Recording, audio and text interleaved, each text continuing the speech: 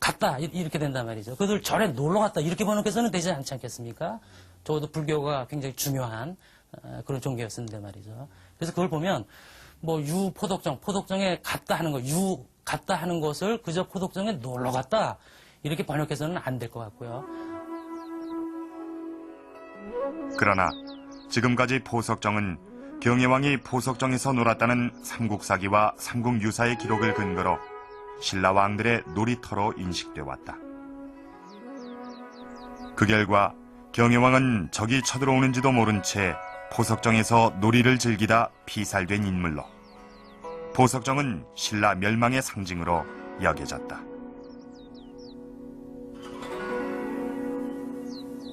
이렇게 기록에 남아있는 이유 중에 하나는 그 삼국사기나 삼국유사가 이게 고려시대 기록 아닙니까? 그러니까 신라 멸망의 뭐라 그럴까, 이 당위성, 그리고 새로운 왕조인 고려 왕조의 정당성, 막 이런 것을 강조하는 측면에서 기록 자체에 그렇게 된 것이 그 이후에 놀이문화로서, 퇴폐문화로서, 향락문화로서 이렇게 이제 쭉 전승된 것이 아닌가.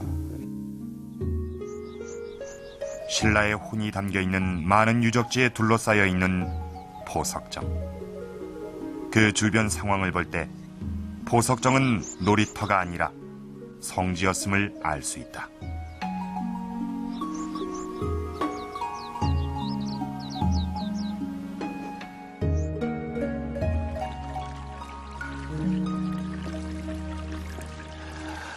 포석정에서 신라 왕들이 연회를 베풀거나 놀이를 즐겼다는 것은 쉽게 이해가 되질 않습니다. 왜냐하면 신라 왕들이 놀이를 즐기거나 외국 사신을 접대하는 그런 장소는 따로 있었습니다. 그것은 지금 보시는 이런 안압지나 또 임해전이었습니다. 이 안압지는 674년 신라 문무왕 때 만들어진 인공 연못입니다.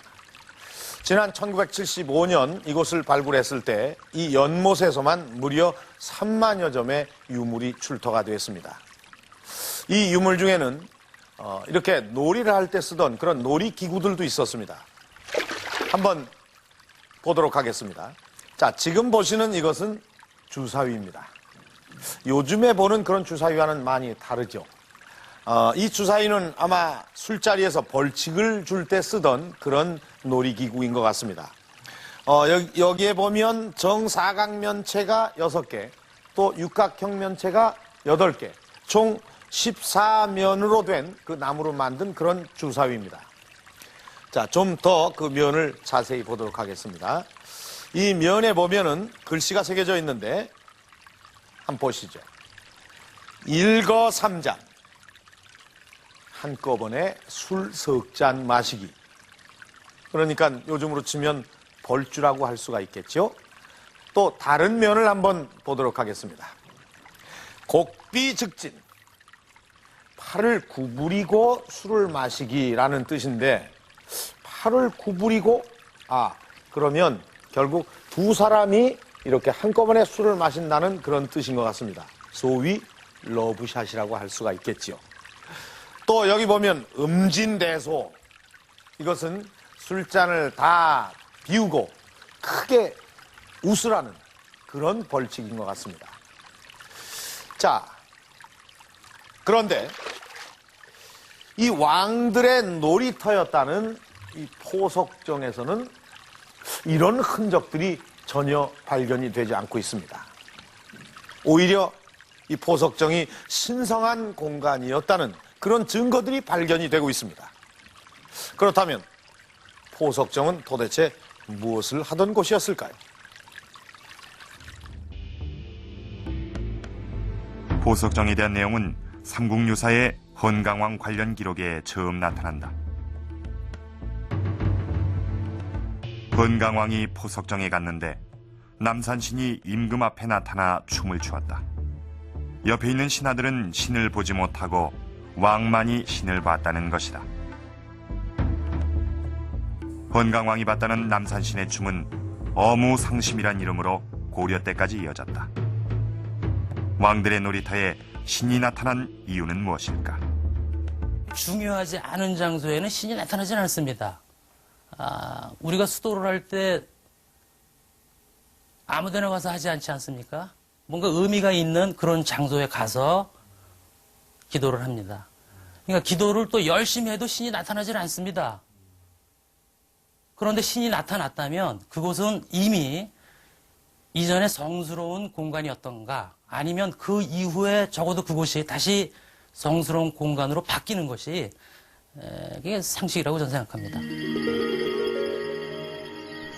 보석정은 놀이터가 아니라 신이 나타나는 성스러운 장소였던 것이다.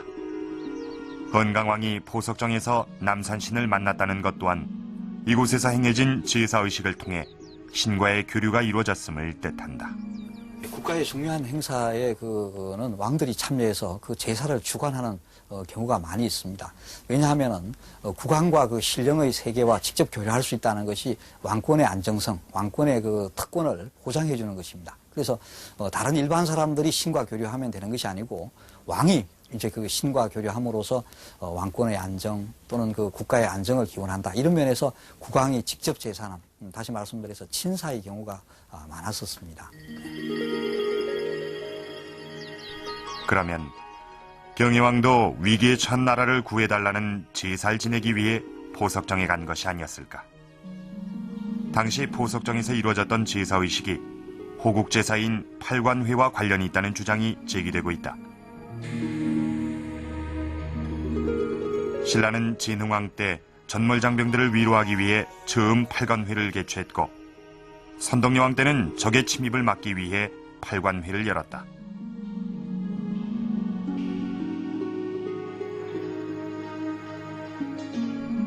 신라의 팔관회는 토속신앙과 불교의식이 결합된 것으로 호국제사의 성격을 띠고 있었다.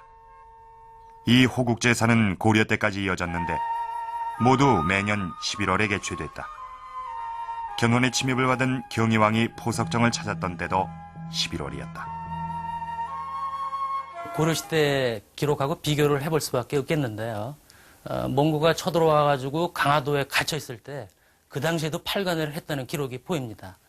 그것을 보면 팔관회는 아주 위급한 상황에서도 계속해서 했던 의식이 아니었을까 하고 생각을 하는 거죠. 시기가 일단 같고요. 음력 11월이라는 시기가 같고 그건 다 똑같습니다. 궁예도 11월에 했고요. 고려시대도 11월에 했고 신라도 기록에 보면 11월입니다. 삼국사기는 진흥왕 때 전몰장병을 위로하기 위해 처음 개최된 신라의 팔관회가 외사에서 열렸다고 쓰고 있다. 외사는 어디일까? 외사가 보석정을 뜻하는 것일까?